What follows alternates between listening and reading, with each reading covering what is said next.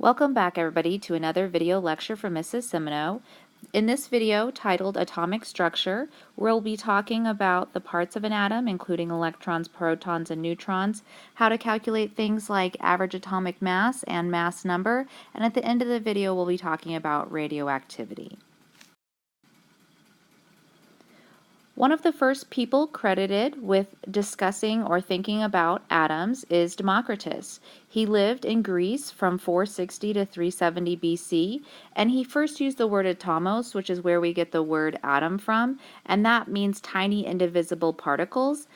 His ideas was more like philosophical. Obviously, they weren't doing any like testing at that time, but even the early Greeks knew that matter must be made up of something very small.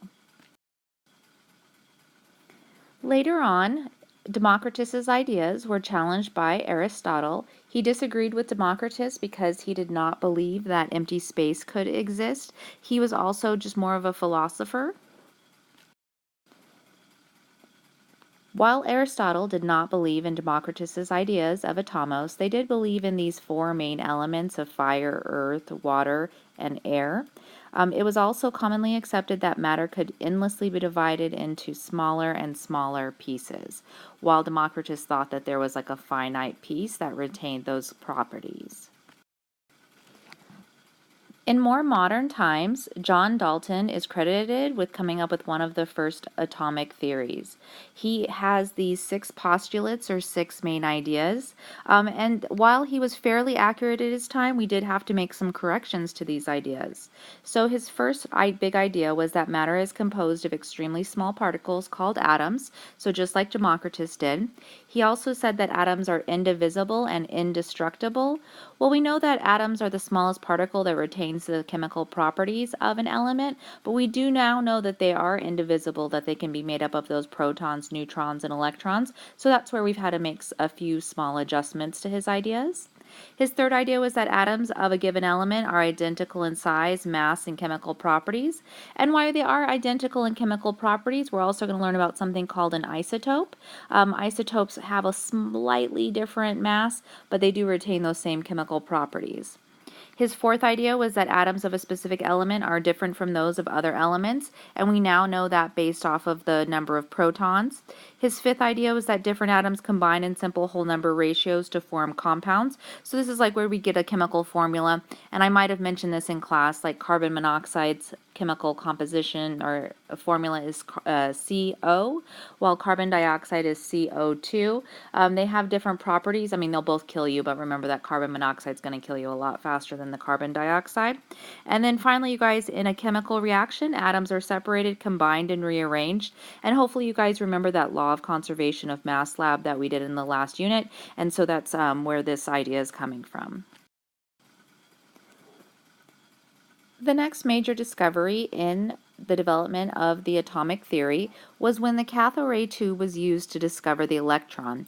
And so what J.J. Thomson did is he used an electric charge and he saw that things were passing from the negative to the positive side. He wasn't quite sure what those things were initially, but over time they were called electrons.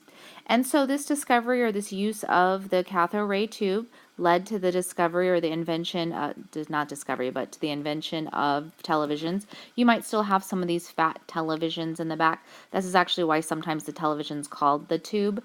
Our modern flat screen televisions don't have these tubes in them. That's why they can be flat.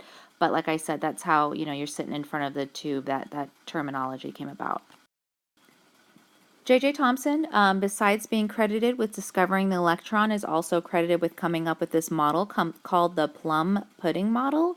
And we don't eat plum pudding really here in the United States. I would really more compare this to like a chocolate chip model.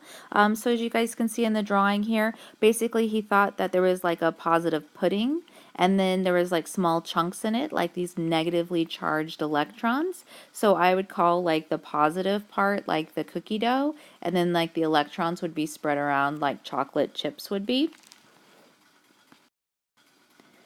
On this slide, it's discussing the size of an electron, and I don't need you to memorize the exact size of the electron, but what I do want you to know is that it is about 1/2000th the size of a proton or a neutron.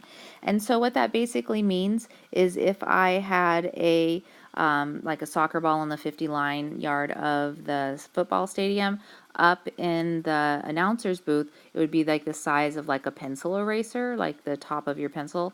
And that it would be like a good comparison of the size and space difference of an atom.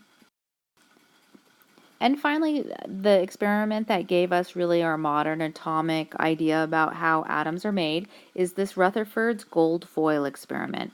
So we'll see this in the video, but Rutherford had this idea where he was shooting alpha particles at gold foil. What he was noticing was that most of them were passing straight through the gold foil. However, some of them were really deflecting back at sharp angles. So what he noticed was that there must be really small but positively charged particles inside of each atom, but yet the atom was mostly made up of empty space. And so again, here we can see that he said that atoms were mostly made up of empty space. He thought that these atoms contained a nucleus. The nucleus must be very small and dense. They must be positively charged since those alpha particles have a negative charge. And that electrons are held within the atom by their attraction to this positively charged nucleus. In more recent times, the neutron was discovered, and Chadwick is responsible for this discovery. So I know you know the definition of an atom, but it's important to remember that it's the smallest particle of an element that retains the properties of the element. And we can actually see individual atoms now. It's kind of funny, when I was a teenager we couldn't say that, but with the invention of this new thing called a scanning tunneling microscope, you can actually see these individual atoms here. Now we can't see these protons, neutrons, and electrons. Hopefully we'll get some technology that'll allow us to do that, but we know about their existence through those experiments that I just mentioned. Also kind of an interesting fact, UNLV is getting a new scanning tunneling microscope, which is supposed to bring in a lot of new researchers because they're actually pretty rare within the United States. In the next video, we'll go ahead and talk about the subatomic particles of an atom. See you then.